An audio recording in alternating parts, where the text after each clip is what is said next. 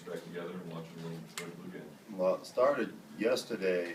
Went to the football game. It's the first football game I've been to since I was a student here, and the atmosphere is unbelievable. The football game, the basketball game, the Blue-Red scrimmage, to have this many people out here, I can't believe what good fan support they have here at Arizona. And just like Steve and Sean said, the fact that people can remember a group from 25 years ago and have this much enthusiasm is unbelievable. Craig, you still get a sense of team when you're around these guys, just once you get back together again in the room? Todd, I mean, you were around us a lot. I don't think you could have a better group of guys, better chemistry, guys that get along better than that group. And I think it carried over on the court, and it's carried over after playing together. We've all kept in touch, and it's a great group of guys. A lot of fun to be around them. Can you talk about that teams need talent, obviously, but teams need chemistry? You guys had it, and you kind of cut lightning in the bottle, whatever. How important it is for like this year's team here? You know, I think that Sean Elliott put a little pressure on Sean Miller, saying how good they have a very good group, very talented group. You can see that, but there's a lot of work to be done with the team. It's going to take a while for them to gel.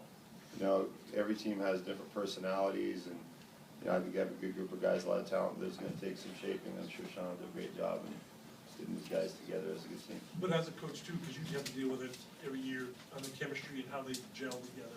You know what? As far as having a successful team, in my opinion, it takes the talent and the right mix of players, and in addition to that, it takes the right personalities that get along together, unselfish guys, hard workers. You have to have all those to have a real special group. Besides the obvious, is there a reason you think that you guys still make an impact in the minds of their fans? I think the biggest difference with our team, I mean, and some of the other teams, we were just the first really successful team of Coach Olson's era. I mean, they had so many good teams since then.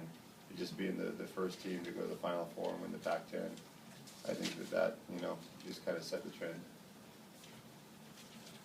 You guys are together on a weekend like this. Do you chat much about that Oklahoma game and what might have been?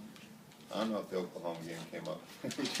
we tried to talk about other stuff other than that, but you know, it's funny.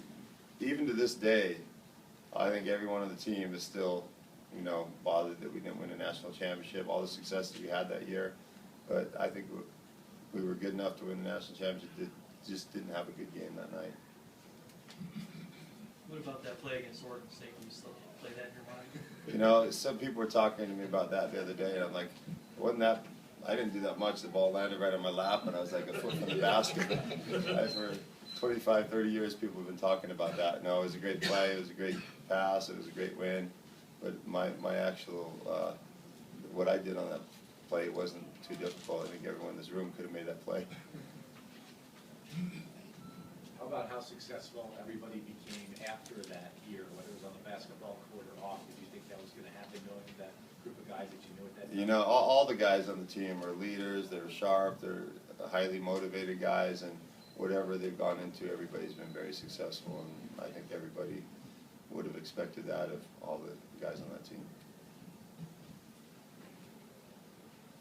Any other questions?